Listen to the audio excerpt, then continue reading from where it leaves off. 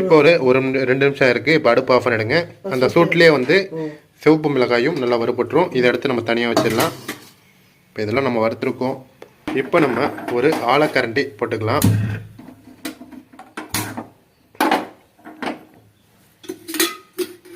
எண்ணெய் வந்து ஒரு அரைக்கரண்டி ஊற்றிங்க. நல்லா எண்ணெய் சுடட்டும். இப்போ போட்டுடலாம். இப்போ நம்ம வந்து பெருங்காயத்தை இதில் போட்டிருக்கோம். பெருங்காயம் நல்லா பொரியுது.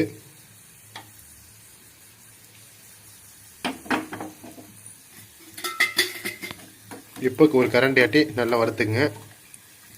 ஏன்னா அப்போ தான் நல்லா பொரியும்.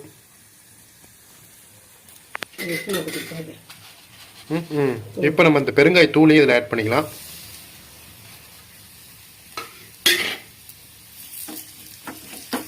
இப்போ நல்லா அதை